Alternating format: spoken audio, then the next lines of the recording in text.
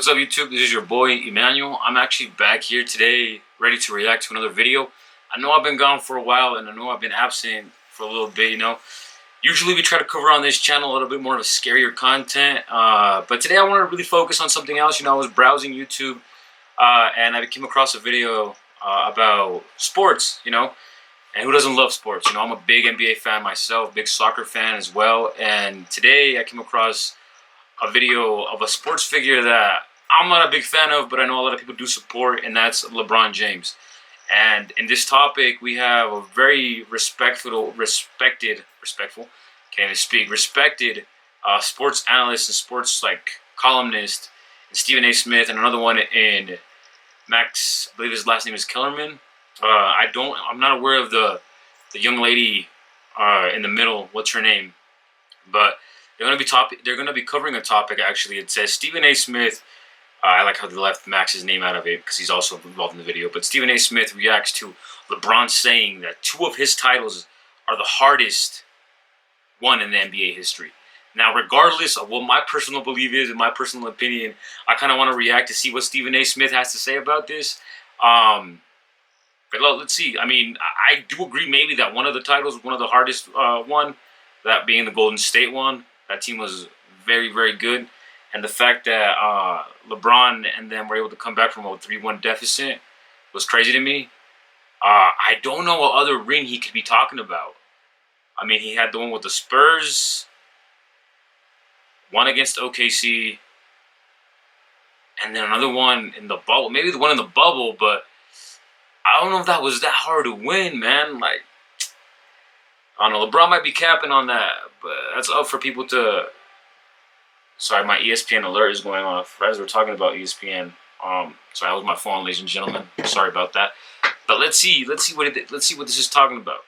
Stephen A., what's your beef with LeBron's comments? Well, first of all, I want to say that originally I was mistaken because I thought that initially he said that it was the 2 hardest championships in his career. So I apologize for that, Max and Charlie. I was under the impression he was talking about 2 of his 4 championships. For some reason, I went deaf. I didn't hear him say the 2 hardest championships in NBA history. With all due respect to the great LeBron James, I think that's one of the most ignorant statements that have ever come out of his mouth. Let's take into account the San Antonio Spurs in 2014 when they went up against Dallas, when they had to go up against OKC with KD and Russell Westbrook, and then they had to go up against Miami for crying out loud. And then not only that, they had Dame and those boys in the second round. Let's look at the 2011 Dallas Mavericks that were underdogs in every series. Let's look at the Houston Rockets in 1995 and how they were underdogs and they were a 6th seed, and they ultimately advanced to the finals and swept Shaq and Penny and those boys. Let's take those things into consideration. But more importantly than anything else, the reason why I use such a strong word like ignorant, especially, and I would usually never associate such a thing with the brilliance of a LeBron James. Sir, what about Bill Russell? One of my boys pointed that out to me yesterday. I didn't see the text until this morning. But Bill Russell won championships in an era when Medgar Evers and Dr. Martin Luther King Jr. and Malcolm X were assassinated. Bill Russell was a player coach and won back-to-back titles. Bill Russell was a black man playing in Boston and had to endure all the things that he endured in order to win. How can you sit up there and know anything about your history, which I know LeBron knows because he's a savant, and just forget that part? I don't see how you can do that. When you talk about your championships and how difficult, now if you were just talking about on the court, I guess you could say it's debatable, even though I would say I would beg to differ. But when you talk about just the toughest championships because you want to bring COVID-19 into the equation, Max, or something like that, I just don't know how you can ignore the trials and tribulations that Bill Russell had to endure en route to capturing a championship. That's why he's considered the ultimate champion. It's not just because of the 11 years. It's because of the duress and the circumstances under which... Sorry about it, ladies and gentlemen. My phone just went off. But real quick, I was just watching it and just hearing some of the points that Stephen A. is making. Granted, I was not alive during the Bill Russell era. I wasn't alive or even have seen anything of his. Bill Russell, I know he does have the record for the most championships won by an NBA player. and I believe it's 11. Don't quote me on that. Either it's 11 or 10, but I mean it's great points that he's bringing up. Like he was winning during the civil rights movement, where if you're not from America and you've never heard of the civil rights movement, it was a pretty big point in history, and Martin Luther King and Malcolm X were two big prominent figures.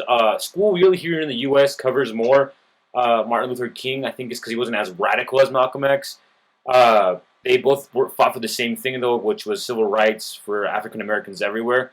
And I mean, yeah, if you're bringing that into account, I mean, it must have been very tough for Bill Russell, a black athlete at the time, an African American athlete, better said, winning those rings, especially in Boston. And I don't know if you guys have been following up with the NBA recently, but the things that have happened in Boston, like they threw that water bottle, all those chants they were saying, to Kyrie and everything that was going around, and just fans in general, how much they have been, racist remarks and all that stuff, and especially in that kind of place. I'm actually from Utah, and it's very similar, I would say. Granted, I've never been to Boston, and I'm not saying everyone in Boston is racist or anything like that. Anybody in Massachusetts, I'm not saying that, but I'm just saying like he won in an era where it was very difficult for African American athletes to be accepted. I want to say by the majority of white Anglo America, and that's a fair point. And that's a good point from Stephen A. Smith. Now, I mean, as far as the statement goes about LeBron saying that he won the two hardest titles in NBA history, I do want to agree with Stephen A. Smith and saying that was very ignorant, because you go back to you could even look at the Dallas Mavericks when Dirk won it. It was just Dirk and a bunch of great players. Yeah, you had Jason Kidd and a Hall of Famer, and Jason Terry was cooking out there LeBron, but they arguably only had one star, and that was it. You look at one other comment that comes to mind was that the Detroit Pistons and them beating Kobe Bryant, God rest his soul, Kobe Bryant and Shaquille O'Neal, and that super team that had Karl Malone and Gary Payton on, and the fact that they really didn't have any true star on that team, but they were just a bunch of good defensive players that could bring it in. Ben Wallace and Ben Wallace, Rasheed Wallace. Was it Rasheed Wallace? I believe that was his name. Rasheed Wallace, Tarion Prince, or Tarion Prince. I really don't know his name, but Prince, that guy. Richard Hamilton and John C. Billups. The fact that they won an NBA title, that was a hard title to win. I do agree with LeBron's statement in the way that Golden State title was a very difficult title to win. And the way that he came back from a 3-1 deficit and won that league title with a 79, which arguably is the best team ever in the NBA. But the COVID-19 title, yes, you had a stoppage to the season. Yes, it was very difficult for the players to get back into the groove of the playoffs and trying to win and trying to play in that kind of atmosphere. Yes, it was a bubble. You had no fans. You had family members coming in and out. You had to stay in a hotel where you weren't getting rest. You weren't sleeping in your own bed, stuff like that. But I can't really say that, too, because you were on the road regularly in the NBA. I don't necessarily agree with that. I think if you guys follow the YouTube channel Jimmy High Roller, he actually points out how that was one of the easier championships won, I believe, to the statistics and all that stuff, just because of the teams that he faced. I believe the first round he faced Damian Lillard and made it 4-1, and yeah, they had Carmelo Anthony, C.J. McCollum, Yusuf Nurkic, but that team was in a great team, and they won in 4 and 5, I believe, the Lakers. Then they had to go up against the Rockets with James Harden and Russell Westbrook, and they also won that in 4, I believe. And that team was great and everything, but I really do believe that. People often tend to forget that Russell Westbrook had COVID-19 and was coming back into the system. Also, Daniel House had the whole suspension trying to get females into his I believe hotel room. With a legend right there. And they beat them in 4, I believe. But that team wasn't also. It was a great regular season team, but it wasn't a great team in the postseason. And then you also had the Denver Nuggets, I believe, that beat the Clippers in 7, which also came out from a 3-1. But I mean, that was the Clippers more choking than anything. Not to take anything away from the Denver Nuggets, they were sensational. Jamal Murray was great in that Bubble Murray. Everybody remembers that. But I mean, you had to face the Heat, which is arguably one of the worst finals teams in NBA history. So I don't understand why he's saying that one. But let's continue with the video. Let's see what Stephen A. Smith. Pardon me for my rant. You guys got a little bit bored on it, but let's see what Stephen A. Smith got to say. Captured them, and they far exceeded the challenges that LeBron James just went through with COVID-19. I agree. Well, I mean, look, LeBron is playing. He's changing definitions midstream. Number one, I can understand if he says the championship against the Warriors was the toughest. 73-win team. That's the all-time record. They were down 3-1, and obviously they have to play the last game on the road. And it was a tight game, and they held the Warriors, the greatest half-court offense ever to that point in history, to 0 points over the last 4 minutes and change of that game. Stephen A., you and I saw each other at that finals game. We were there and witnessed history that night. So I understand him saying that. I understand him saying that being in the bubble he felt, or players he may have talked to felt, was the most stressful or something like that. But it can't be the hardest in the bubble if you win 3-1, 3-1, 4-1, 4-1, 4-2. They never got extended 7. They only got extended 6 against the Heat. And I'm sure it was taxing emotionally. But that goes for every single person in the bubble. And if everyone's taxed the same way, then no one has a disadvantage. In that way, it's not the hardest. It can't be.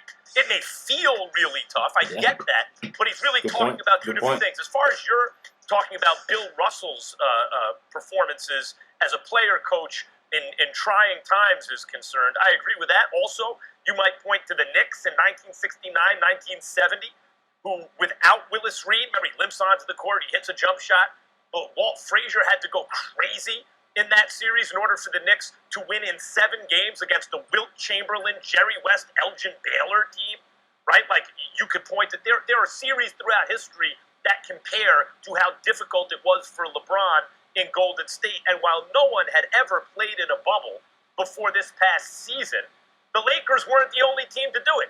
In fact, every other team in the bubble had to experience that. So that's my beef with LeBron. He's playing a little fast and loose with definitions, kind of implicitly. Real quick, before we go, I agree with what both of them had to say. I mean, you really can't say that it was the toughest championship ever won, the bubble one, just because everybody was in the bubble. Like, it wasn't just you playing in the bubble. Everybody had that disadvantage. So then, therefore, no one had a disadvantage, And that's true what he said, You can't compare you winning in the bubble to, how Bill Russell was winning. Like, it's great points brought up by both gentlemen there. I don't agree with the statement. Whether or not you guys agree, let me know in the comments. I know there's going to be a lot of LeBron fans out there that are going to get mad. I'm sorry, guys. I don't mean any disrespect to LeBron. I know that he's one of the best ever to do it. But, to me, there's only one GOAT, and that's Michael Jordan. And, for this man to try to, make that narrative that he won 2 of the toughest is crazy to me. But anyways, guys, leave a like, subscribe if you liked the video, and look forward to watching more videos of your man,